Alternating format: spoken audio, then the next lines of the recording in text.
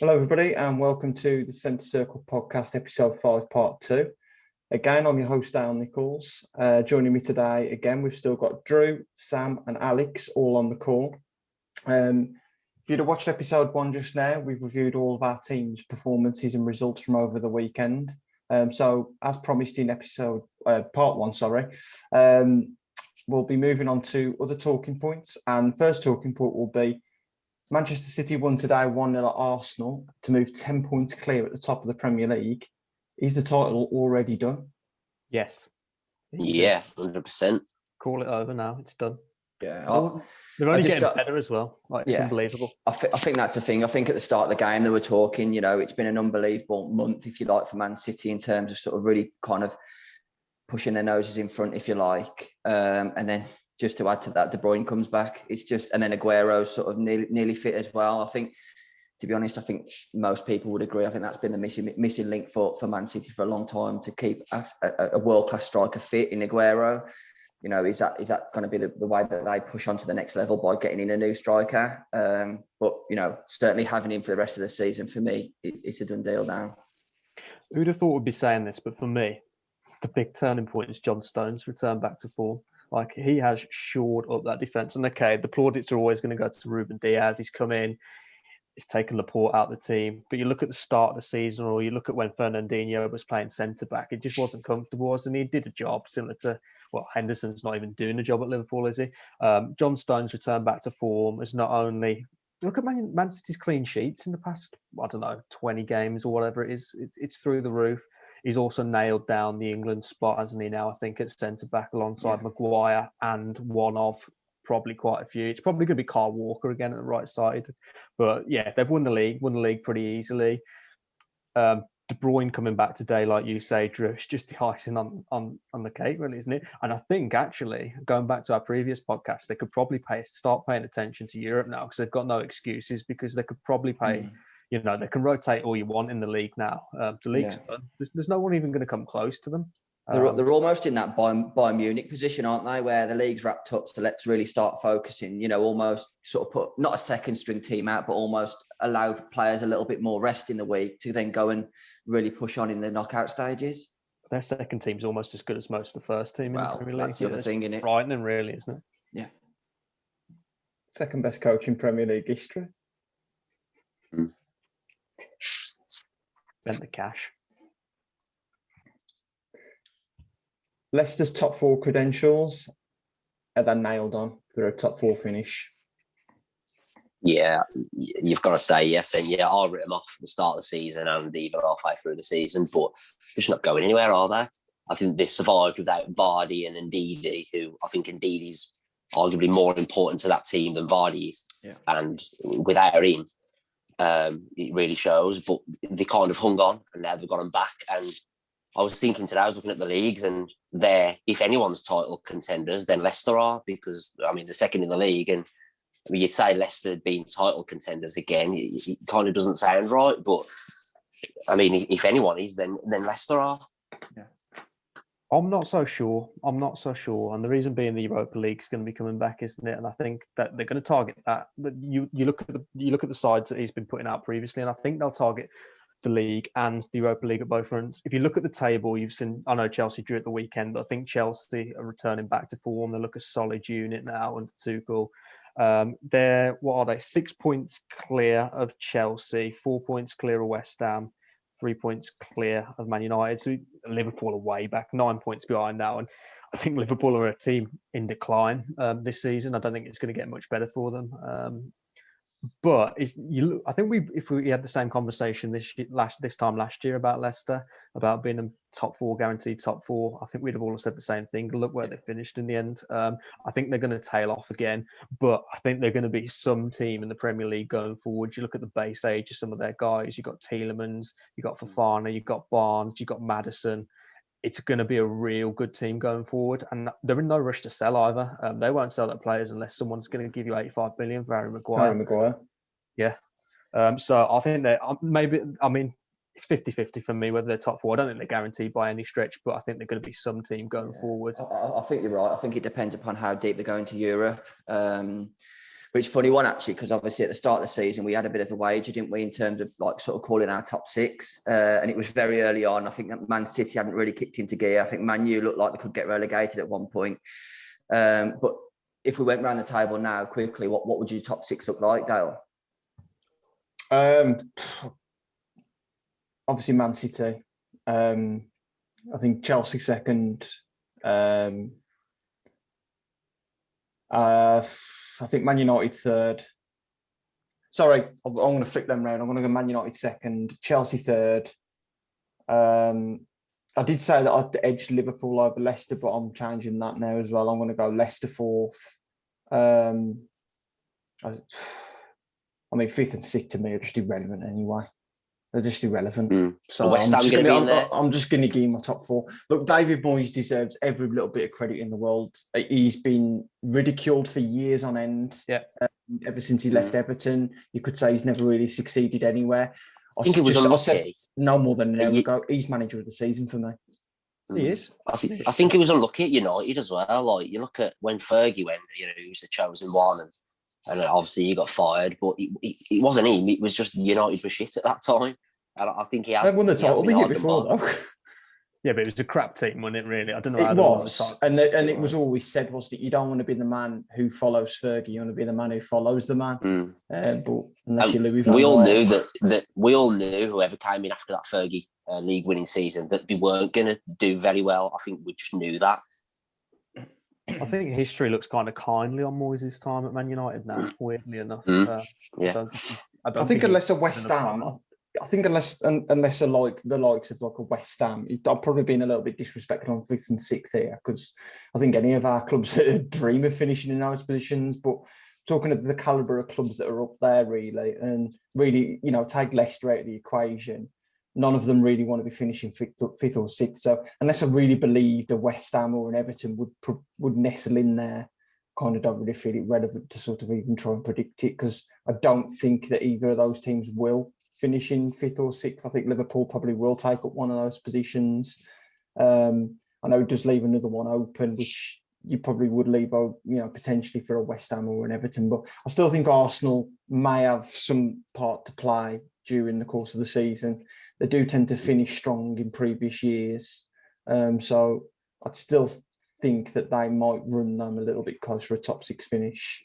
Going back to Leicester, who replaces Vardy? Because they haven't brought anyone in to replace him. Drew's got a bit of a theory on this one. Well, I've got a friend I used to work with, a Leicester fan, and he reckons that the fans are convinced that kind of Barnes is his understudy, and I think occasionally when Vardy has come out of the team, Barnes has sort of took that central role. That's kind of his theory as a Leicester fan. I don't follow Leicester that well. I don't, I don't care, if I'm being honest, but I don't think, I think we've had this chat off camera. I think there's not many players like Vardy who runs his socks off. He's always on your last shoulder. He's a pest, and he's got that non-league grit about him that if you give him half a chance, he'll do you as well. And I couldn't name another player like him. No, not for me. Barnes, though, replacing Vardy. Not at all. I think you lose a lot taking him from the left, didn't you? I'd go for someone like Ivan. I'd go for Ivan Toney from Leicester. I think such a different player, though, isn't he? Like, he's better than Iheanacho, isn't he? Oh, he is. But what I'm saying is, they need that player. Not saying that he's a direct, but you need a Watkins who's always on the shoulder, who's going to work hard.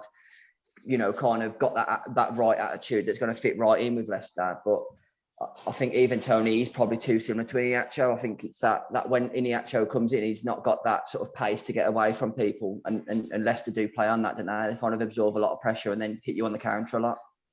I think they should have got someone in already to replace him, almost like Man City did with Aguero, with Gabriel Jesus. I know he hasn't kind of worked out because he's not great, is he? And Wolves have done it, tried to do it with Fabio Silva. I feel like a couple of years ago, they should have signed a wonder kid and not threw him into the team and just looked after him, ready for when Vardy does move on. That's what Iheanacho's supposed to be, I think. Fabio. Yeah, agreed. I suppose. Yeah, that's true. Yeah. I do think they need. I think they do need a bit of a like for like on him, though. I don't think that just a proven out and out goal scorer fits what they want. They want somebody who's a little bit raw, a little bit non-league, if you like, got that attitude that'll run all day for you. But I just don't think I get where you're coming from. He's a fantastic player, but I just don't think he's that sort of mould. I don't think he's got that. He's as sharp as Vardy. And what's Vardy now? 34. But who is as sharp as Vardy? Well, that's it. But that's what I'm saying. I honestly do not know where they go from when Vardy sort of kind of comes to the Aguero stage when he's missing 3 or 4 months a season. Yeah. I've Scott Hogan for 10 mil. Try we got, have we got a sell-on clause on that? Because I'm happy with that. No, you can fuck off. And so, in a word, then, gents, Leicester for top 4? Yeah. No. Not guaranteed, but I think they will actually, but not guaranteed. I think it's guaranteed. I think Liverpool will come back and Leicester will die off when Europe really kicks in. I'll go for a yes. Okay, then. So, talking of Liverpool, do you think they should ditch the top 4 and focus solely on the Champions League? I don't know. It's if they hadn't won the league last year, then potentially yes. But to kind of defend your title, if you like, with how poorly they have already, and let's face it, we saw Man City have been poor at stages this season. Man U have, Arsenal are kind of in and out of it. Tottenham have been awful for the last couple of weeks, really. Liverpool are just having one of them phases. They have got a lot of injuries. They've got a bit of an excuse merchant who's running them at the moment. But I think a half decent result in Europe might have kicked them on. It didn't, but it won't last forever. And I do think they will push on. And I do think that they will be the people that take Leicester's spot in top 4. An excuse merchant who was put over Pep Guardiola by 2 of the 4 members on this pod. Won a Champions League with Liverpool. That's like Pep's about to smash the league and Klopp's on the brink of the sack. We've said this before, going back to that manager debate. Until Pep wins a Champions League with, I would say, the second best squad in the world at the moment, he needs to do it. I'm sorry, he needs to. Yeah, I think Liverpool, to say they should sack off top 4, I don't think they should. They're only, looking at the leagues now, they're only 5 points behind 4th, and that's West Ham. The 3 points behind Chelsea, who I think one of you predicted them to finish 2nd. I know they're on the demise at the minute, but at the end of the day, it's still Liverpool, the same players, and I don't think they'll get top 4. But to write it off just because you're 5 points behind West Ham, I don't think that's right. The way that the squad is capitulating now, something's got to give, in my opinion. So, can you keep battling on both fronts when you're literally down to the bare bones like that? Yeah, but they're not gonna win. They're not gonna win anything, are they? So just get top 4 and go again next season. They'll 100% focus on the Champions League now. 100%. The league is gone, and I think we're really going to struggle to get top 4. Realistically, can Liverpool win the Champions League? Yeah, there's something about Liverpool. They can, but they got to a final. They got to a final when they finished 4th 3 years ago. So, with the right management, the right draw, I mean, they're still third favourites to win it. They won't win it though, will they? Listen, you can never rule them out. If they sack off the league, go for Champions League, and then they're not in the Champions League because they haven't got 4th, they're going to kick themselves. I can't have that. You can happily sit and say they could win the Champions League, but they can't knock to Leicester and West Ham. I ain't saying that they can win it. I ain't saying that. No, I'm saying about Sam. But what for me personally? They can win it. Oh, of course they can win it, but they can do that. But you're saying they would be able to take West Ham and Leicester out of the top 4. I think if you give them a choice of game, they're going to play their strong team against, say if they get drawn with, I don't know, Man City or something, they're going to play the strong team against Man City and they'll play a worse team in the Premier League, 100%. But, I mean, okay, here's a scenario for you then. Klopp's sitting there thinking, do I go balls out and win Champions League? Don't win that. And then I haven't concentrated on the league, and next season I'm sitting here without Champions League football. You've got players like Salah, Mane. I don't think much of Mane anyway, but Van Dijk coming back next season, they're not going to. That's a bold shot. I don't like We can't Firmino. just swing straight past that. I don't like Firmino. Oh, you said Mane. No, Oh no, I love Mane. Sorry, Firmino. I don't rate think Firmino. I know many people rate say he's. Firmino. I know people say he's one of these like that weird position on Football Manager. Like I don't know what you call it, Triggle no, but he's just for me like. You've got to do more than what you're doing, and again, you've got to remember that Jota's probably a week or so away from being back in that team, and once he comes back in, there's goals again. I think what Jota does that Firmino doesn't is he actually puts himself in a position to score. He's selfish, he's a striker, whereas Firmino, you know, you see him, he's 5 yards out and he's doing dancing over the ball to try and get Salah a goal, and you just get yourself a goal. Do you know what I mean? I can't have it. You're a striker, score goals. Yeah, he's not. It's unselfish though. Sometimes you need that in your team, don't you? Yeah, not as a striker. I want that from my number 10. I don't want that from my striker. I'll tell you that now. Get him out of the team. People constantly make excuses for Roberto. Scrap on. Not good enough. But I think going back to the point, right? Like I say, I think we're being disrespectful to the teams above Liverpool. I don't think I think we're saying if they put a strong team out, they're going to get top 4. I don't think that's the case. They can put the strong team out all they want. I think they've got more chance in the Champions League, weirdly enough. I think when in the Champions League, he's in their own hands, you know, to an extent. Whereas, getting top 4, I know you could say they could potentially go and win every game, but that ain't going to happen, is it? They ain't going to go and win every game. They could, realistically, given their form at the moment, you wouldn't even suggest that they'll pick up enough points to get in the top 4. Do you reckon it's more likely for them to get top 4 or win the Champions League? What's more likely? Get top 4. Yeah. See, I think as well. Sam said win the Champions League then. Yeah, because every game is a World Cup. It's one game at a time, isn't it? Whereas the Premier League, as you said, Dale, it's how many games we've got left in Premier League now? 13.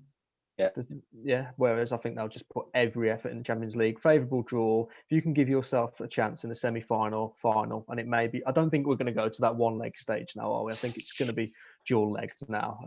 I just think they've got a massive chance. You can't ever write them off in Europe.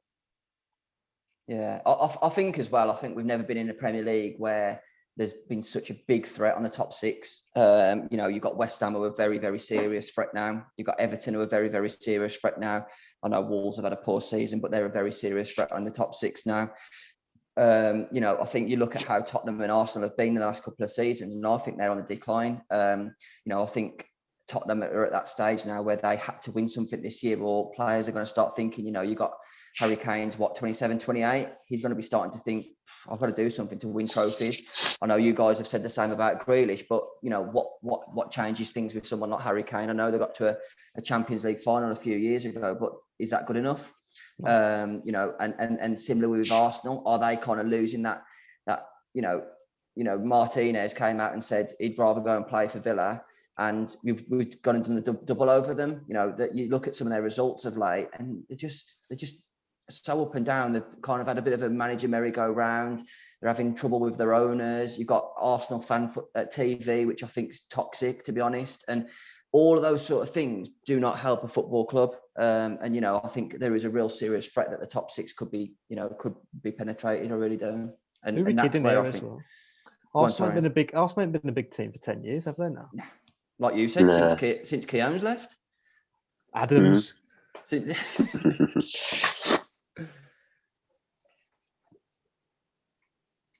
Well, they've won a few FA Cups and stuff. I mean, obviously, I've spoken on previous pods that I wouldn't necessarily categorise the domestic trophies as elite trophies. I know they're referred to as majors. They are majors, but they're not elite trophies, are they really? The Blues fan. I mean, Arsenal, they made a European final in 2006. I think they came second in the league. Was it when Leicester won it?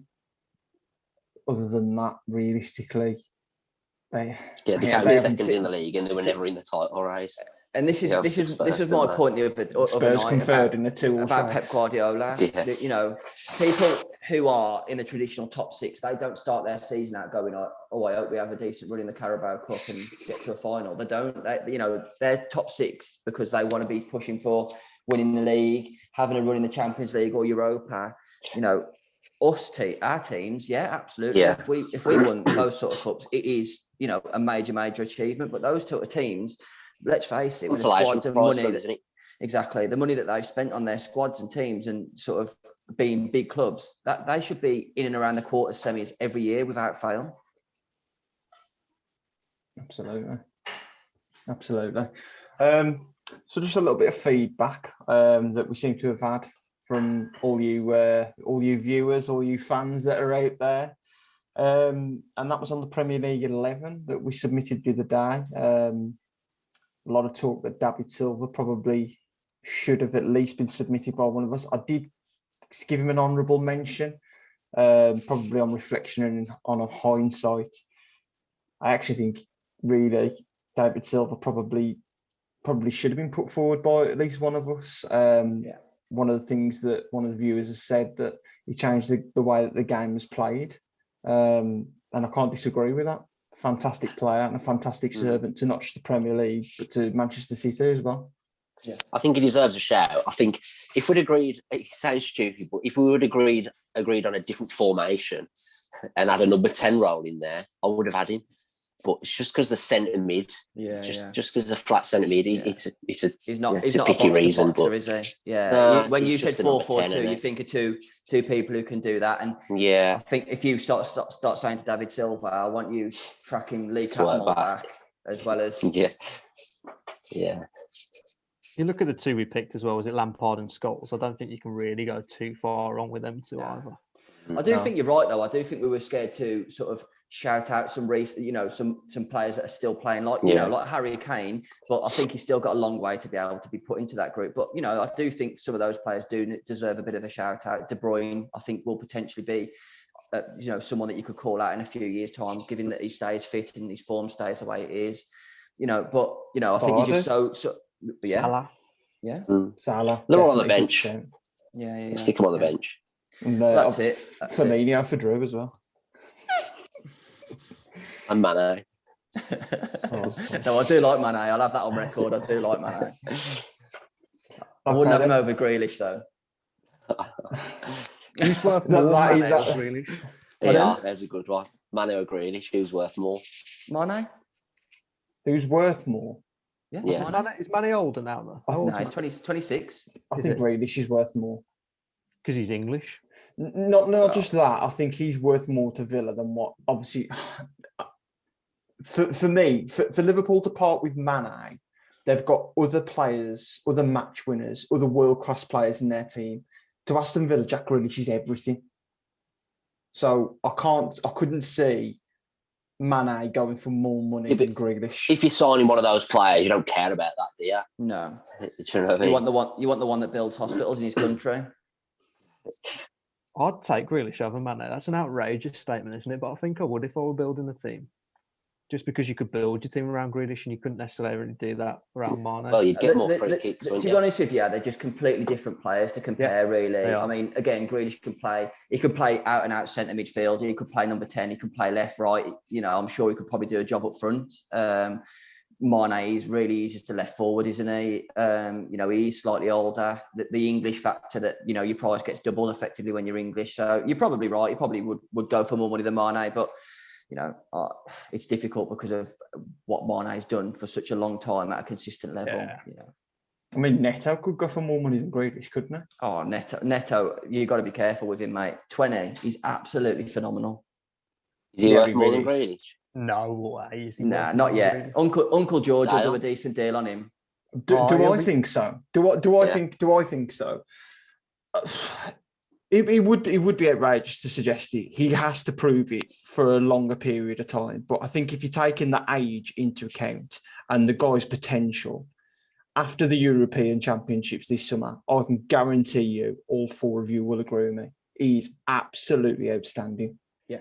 Well, there's no doubt. He's Mane's replacement at Liverpool, isn't he? Yeah. No, it's the new Arsenal Man City, isn't it? I actually think that Wolves are now going to come like the new feeder club rather than Southampton for Liverpool. I think Uncle George has got himself under the table down there. He's obviously took Jota over. I think Neto will be next. Neves. I don't think Neves fancies it. No, when he gets sacked. I'll put the banner on hold for now.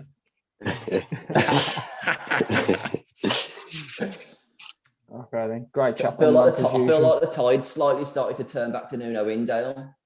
No, I've always took the same stance. It's our window for transition, the chance to change. I think with the way that the results have turned, the likelihood of it happening is decreasing as well, week by week. But on the plus side, we're getting results. We're winning games again.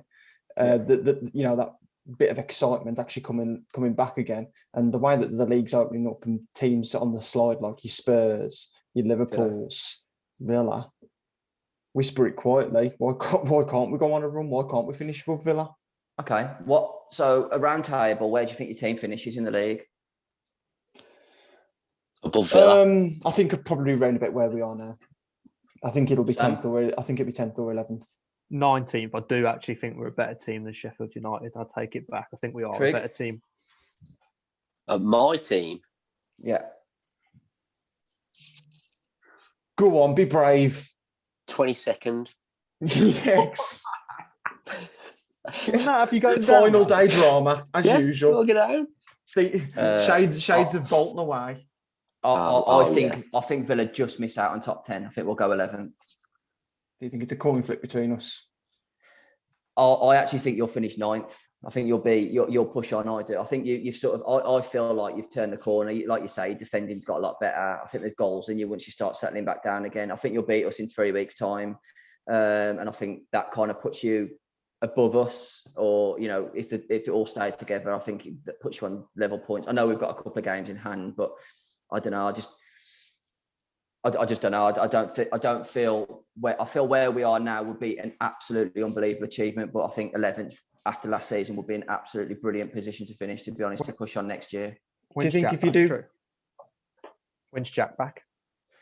Well, Smith said he's hoping for Leeds. It's shin splints. It's not like a stress fracture. So they expect it. It's one of them things. I think it's apparently from overuse as being a kid, just playing too much football, and your legs haven't grown properly. Not that you'd sort of guess that with Jack, but it's one of them ones. I think it could be that it's really flared up 1 week and it could be fine the next, or it could be that it's 2 or 3 weeks and he needs a proper rest for, which it's a lottery. So worst case scenario, I think he means he will be back for the Liverpool match, which is 4 weeks.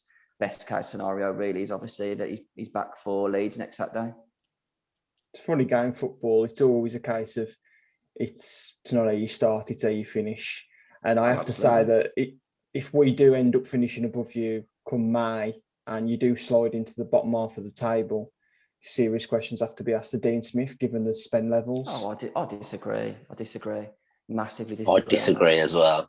That's an awful shout. It's still a great, even if Villa finished 14th, 15th, which they won't, it's still a great season. Of course it is. Is it though? Look how much they've spent. Is it? When are we going to question? Like, we're all too complimentary of Villa. I think they've spent so much money that questions have got to be asked. Yeah, but listen, we went up. I think we had 10 signed players when we went up, so we had to spend that money. Now, granted, would we have liked to have spent 120 million over 5 players? Of course we would have, but and don't forget, that's what Leeds have done this year. Wolves didn't do too dissimilarly when they came up. Sheffield United spent a fair bit. It's only teams like yourself that, can't get money. Sheffield United spent 100 million in their first year.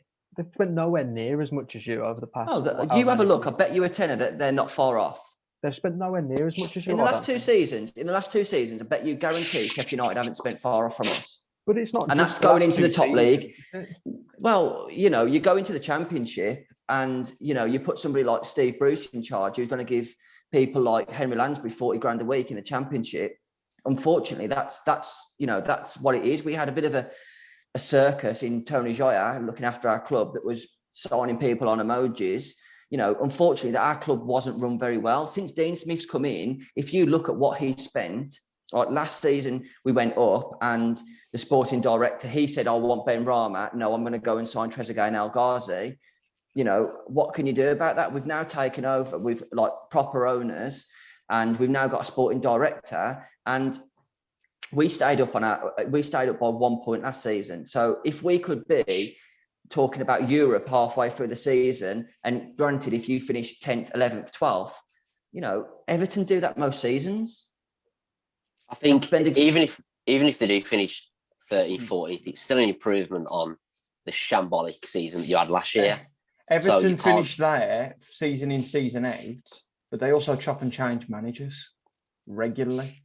Yeah, but and my only question to you, or to anyone on the pod really, was if we did finish above you, you did slide into the bottom half of the table, would serious questions have to be asked? Why does it matter if you finish above us?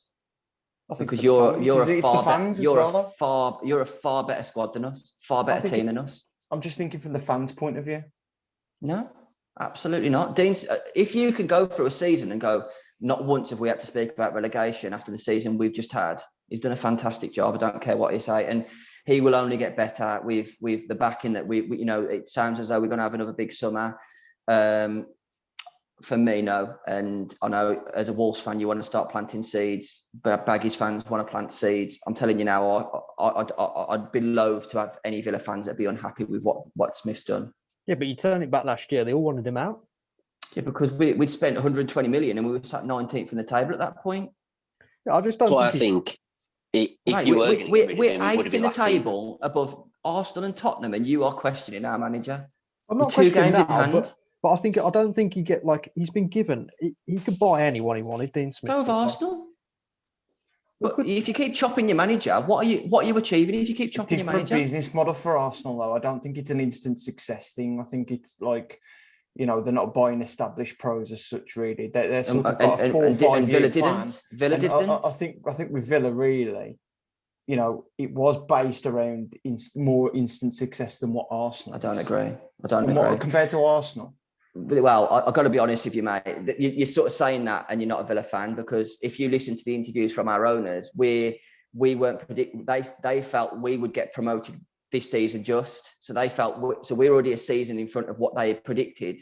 They brought in a manager that was going to build a future, promising players. Like we've said this before, I've got to be honest. I think your model as a Wolves fan is more worrying than ours. Going and buying a player like Semedo, who is rubbish, if you're being honest, and we bought a Matty Cash in. I think that's more of a project model, not instant success. Like, did we think that we were bringing Ollie Watkins in to score 25 goals this year? I don't think we did. Whereas, when you talk about people like Arsenal, who are not an instant success, they spent 72 million on Pepe. They've put Willian on 200 grand a week. That to me screams we want instant success and we want it now. Whereas Villa are buying players from the Championship who are a project, who are going to build and grow. That is a project. That's not an instant success. If you're spending that much money, like you said, I think you said you're going to spend big in the summer again. So say you spend another 100 mil. I'm not sure what that is over 2 or 3 years, but if you spend that again, that is being ambitious, and I think then there is no excuse next season to not finish in the top half. Oh, absolutely. Then I think questions could be asked, but right now, no.